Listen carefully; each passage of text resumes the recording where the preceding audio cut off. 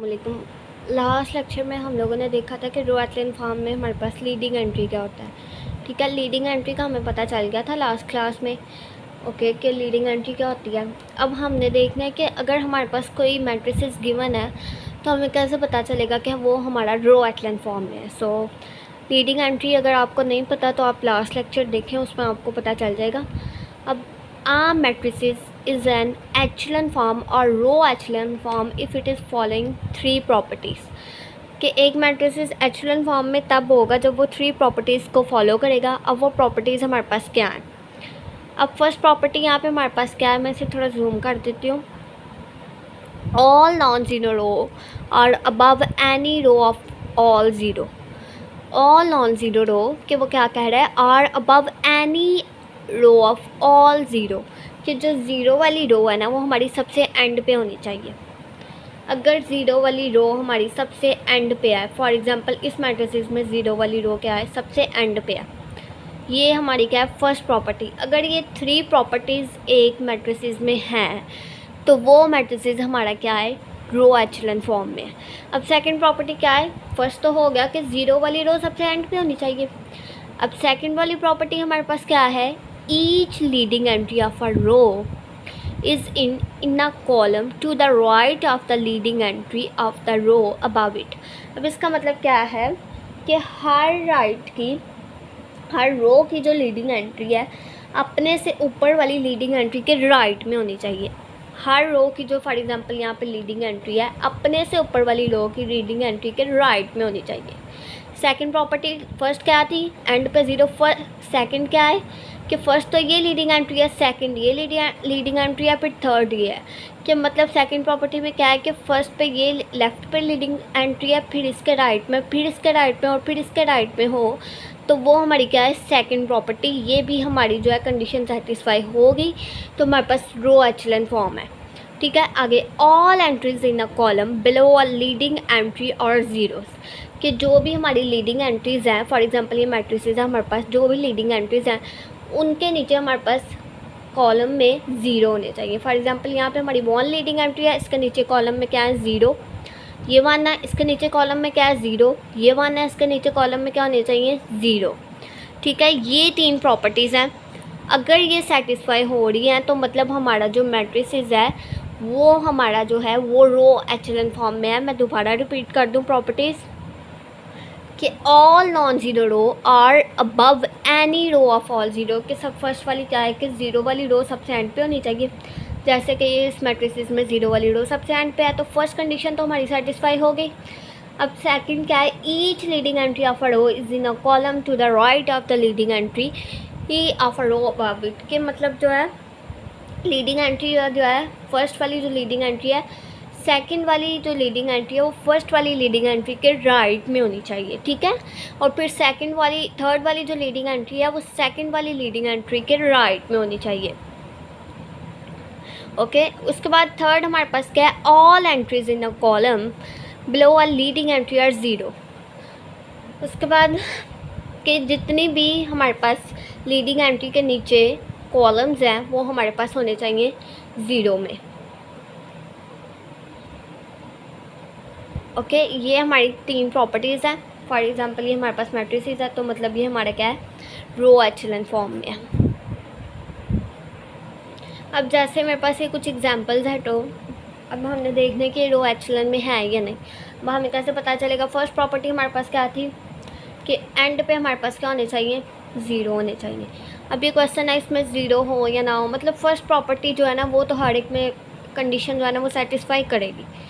ठीक है, तो अब मैं सेकंड प्रॉपर्टी देखूंगी, each leading entry of a zero, कि जो हमारी जो लीडिंग एंट्री है सेकंड वाली जो लीडिंग एंट्री है वो फर्स्ट वाली के राइट में होनी चाहिए। अब यहाँ पे लीडिंग एंट्री क्या है, is it one, leading entry क्या है, वन। अब यहाँ पे लीडिंग एंट्री क्या है, वन। ठीक है, इधर लीडिंग एंट्री क्या है हमारे पास, टू। तो यहाँ पे लीडिंग एंट्री राइट में है ना, सेकंड वाली फर्स्ट वाली के राइट में है, थर्ड वाली सेकंड वाली के राइट में है, तो मतलब सेकंड कंडीशन हमारी सेटिस्फाई है। आगे all entries in a column, third क्या थी कि हमारे पास जो लीडिंग एंट्री के नीचे है ना वो कॉलम वाइज वो ज़ीरो होने चाहिए। अब लीडिंग एंट्री के नीचे कॉलम वाइज ज़ीरो है ना सारे, ये भी ज़ीरो है, ये लीडिंग एंट्री थी इसके नीचे ज़ीरो है, ये लीडिंग एंट्री थी इसके नीचे ज़ीरो है, मतलब थर्ड कंडीशन भी सेटिस्फाई है हमारी यहाँ पे। और मतलब कि ये हमारा जो मैट्रिसेस है हमारा रो एचेलन फॉर्म में है, ठीक है, आगे समझ। उसके बाद हमारे पास आएगा ये सेकंड एग्जांपल है हमारे पास कि ऑल एंट्रीज, उसने बोला था फर्स्ट प्रॉपर्टी हमारे पास क्या थी कि एंड वाली रो हमारे पास जो है वो ज़ीरो होनी चाहिए, ठीक है, ये ज़ीरो है, ये फर्स्ट कंडीशन सेटिस्फाई हो गई है। उसके बाद हमारे पास लीडिंग एंट्रीज जो है वो राइट में होनी चाहिए, लीडिंग एंट्रीज हमारे पास राइट में होनी चाहिए। जैसे थोड़ा जूम करूँ तो फर्स्ट ये है, सेकंड ये है, ठीक है, ये राइट में, फर्स्ट लीडिंग एंट्री ये है, सेकंड लीडिंग एंट्री ये है, सेकंड वाली फर्स्ट वाली के राइट में है ना, तो वो क्या हो गया,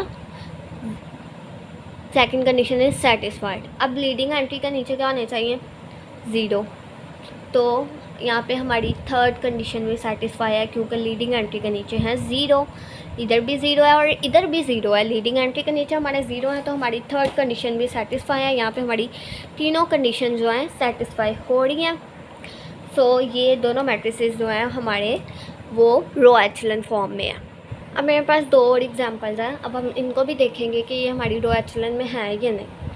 ओके, फर्स्ट ऑफ ऑल तो हमारे एंड पे ज़ीरो होने चाहिए। मैंने बोला था फर्स्ट कंडीशन तो सब में ही सेटिस्फाई करेगी ना, सब में ही होगी, सब मैट्रिसेस में होगी। अब सेकंड कंडीशन हमारे पास क्या थी कि जो हमारी लीडिंग एंट्रीज हैं वो राइट में होनी चाहिए एक दूसरे के।